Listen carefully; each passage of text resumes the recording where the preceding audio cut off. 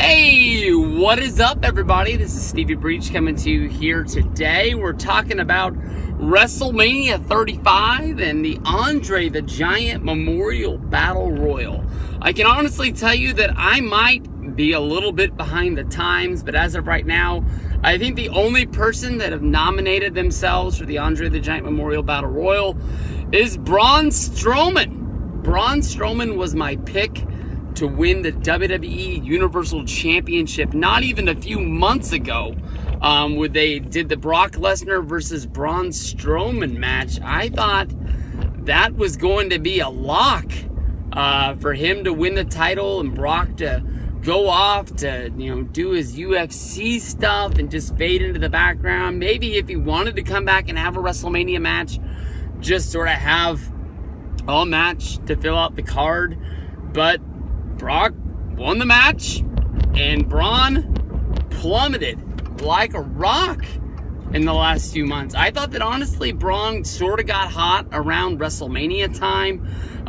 He was told he was not going to be in the Rumble, and then he sort of, I think, because of John Cena, Braun got the last spot in the Rumble, and I said that it was a lock. Braun Strowman's got to win the Rumble so he can go to WrestleMania and finally beat Brock Lesnar. I thought that was, sort of copying the same storyline that they did with Roman Reigns and Brock Lesnar, where, Braun, I think, has got defeated by Brock 3 times, at least twice, that I can remember.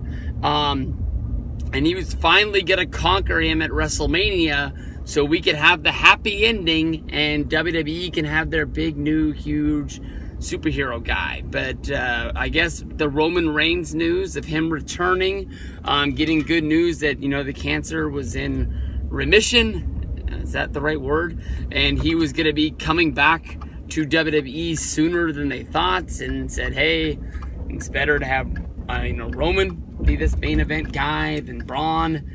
And to me, it just, Braun Strowman needs a bigger match than the Andre the Giant Memorial Battle Royal, and I'm not even a Braun Strowman guy. You go back to last year, some people liked it, some people like me honestly just rolled their eyes to just, Braun was roaming around the crowd looking for a partner before he found that little kid that was like 10 years old or something like that, and went out there and beat the Bar.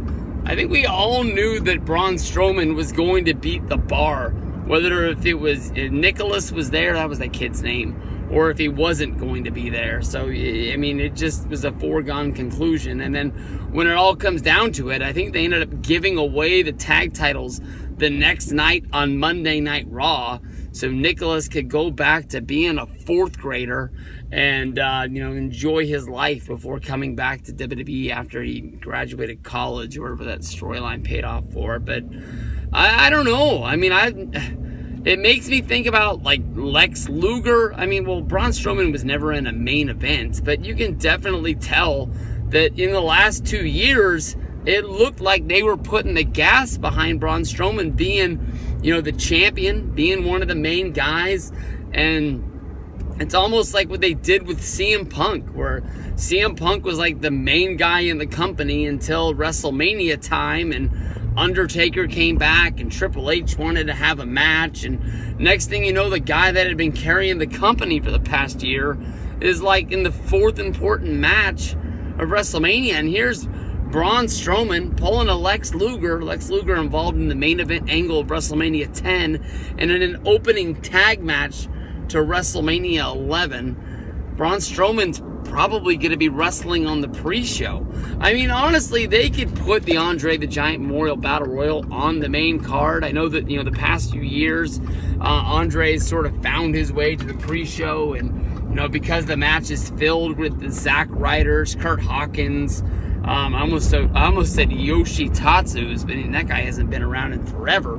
But I think you can catch a glimpse of the kind of guys that are going to be in there. They'll throw a few NXT guys in there, maybe a few returning guys, some sort of a celebrity / sports star that they want to bring out of the you know, and be able to wrestle in a match at WrestleMania and have their dream and get a little bit of publicity on SportsCenter kind of thing. But I don't know. I mean, we've seen Rey Mysterio wrestle on the pre-show to Fastlane. We saw, we've seen all sorts of. The Miz got stuck in the pre-show for a long time. It's not like being on the pre-show is the worst. It's just a guy like Braun Strowman doesn't deserve to be in there. And I know that as of right now, people like Finn Balor doesn't have a match. Bobby Lashley doesn't have a match. And I know WrestleMania is like forever long, and there's like 1,000 matches, and maybe an Intercontinental title match gets named.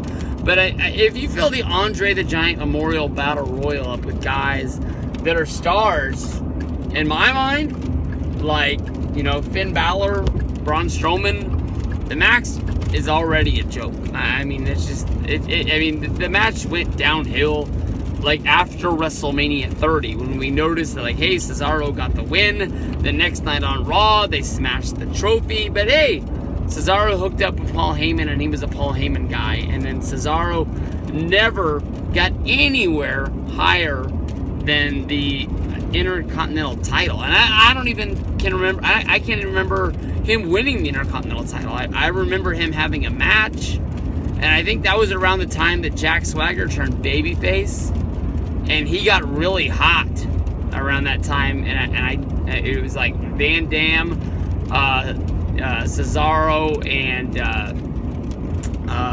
and Swagger in a three-way, and Cesaro didn't even get the win. And then, you know, coming out of there, you know, Swagger got hot, and Cesaro was the guy putting him over on Monday Night Raw to get ready for the, I think, SummerSlam match, which was Swagger versus Rusev.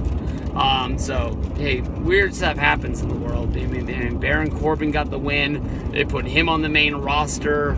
Mojo Rawley, you know, got him to the point where he sort of became a guy on SmackDown, and within a month, he was nowhere to be seen on any major angle. It was almost like they just sort of gave it to him, and then nobody knows what to do with it after.